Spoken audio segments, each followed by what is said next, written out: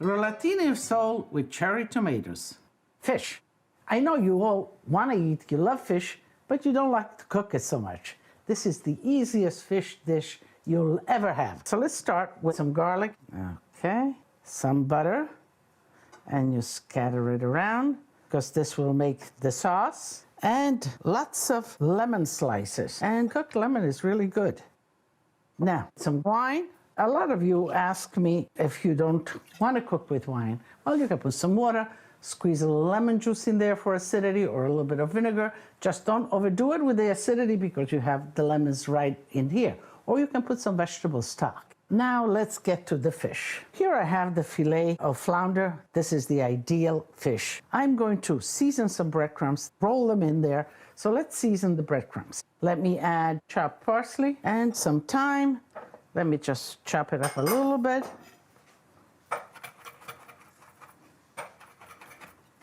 Just put that in. Some lemon rinds. And when you're grating lemon for anything, whether it's savory or sweet, always remember just the yellow part, not the pith, just the zest. Fish and lemon go wonderfully together. And scallions. I like a little scallions in there. And in this case, nice and fine scallions, because we're going to put it in the breadcrumbs. Use the green part of the scallions too, you know. I always use it in salads or whatever. Let me chop it a little more. Okay, so that looks good. Now, I'm going to season some breadcrumbs with some salt, just like that. Peperoncino, I like it a little spicy. Let me toss this. And I'm going to add olive oil. Enough olive oil just to moisten all of the breadcrumbs, because otherwise they would get dry in the fish. Sometimes the best thing is you just go in with your hands like this. I need a little bit more oil. Okay. This is a breadcrumb seasoning that you can use on so many things. You can roll shrimps in this and bake them. You can make the baked clams with this. You can put it on top if you're grilling a fillet of fish in the oven. It'll give you a crunch and it'll give you a flavor. So here we are. Let me set the fish. Just a little bit of seasoning before. I want the larger part to be on the outside because as I roll it, then I'll put that underneath and it will stay put. A spoonful of the filling, just like that, and we'll roll it.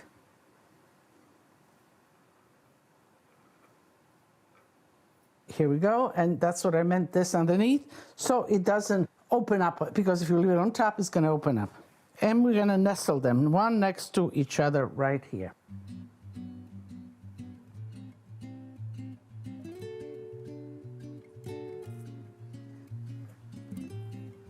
Just a little bit of salt, seasoned breadcrumbs.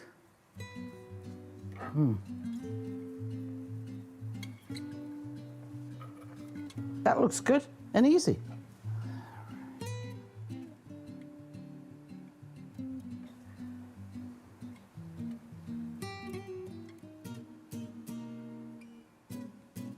So you can see how easy this is. And you can make this in advance because it only takes about 20 minutes. Let's finish this. Just a little bit of salt now.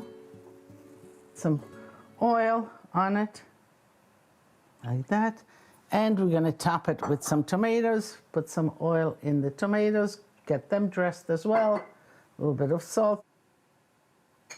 So a little bit of seasoning as you go along with everything. Let's put some breadcrumbs right on top.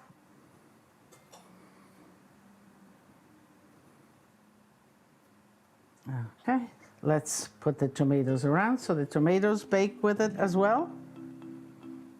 Okay. So I have this tomato juice here. with a little bit of oil. It's flavorful. You know, if you think, okay, maybe you can shake it. Once it's in there, just shake it like that. But don't mix it because it's so beautiful like this. So, hot oven, 400 degrees, about 20 to 30 minutes. Easy, looks delicious.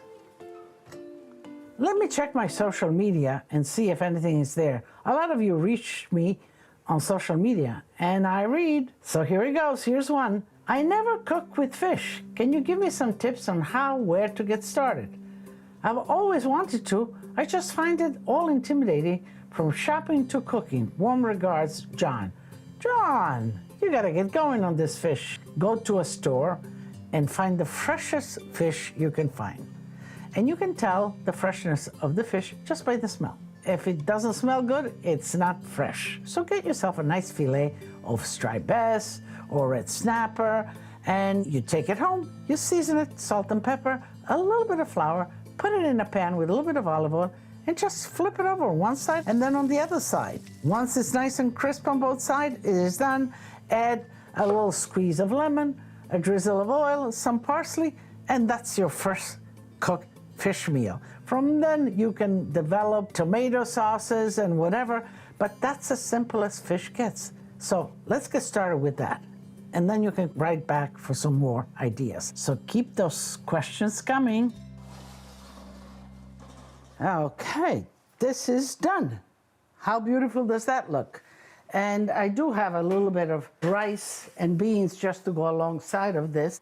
Let me choose a nice one. Oh, they're all nice. But let me choose some of the tomatoes. You see how the lemon kind of breaks down and it's delicious to be eaten. Let me just, it's a little hot. That nice tomato right on top. Some sauce around it. That looks good. That's one serving. Same way. And Lydia wants this one. How do you like that? Okay, that's for Lydia. So now let's put this on the table. Here is for additional servings.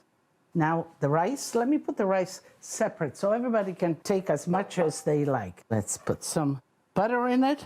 And it's simply rice cooked with a little bit of salt. And then towards the end, I throw in some string beans, as you can see here. Some cheese, of course. That looks yummy. A mouthful. Lydia has a little side dish too, right here.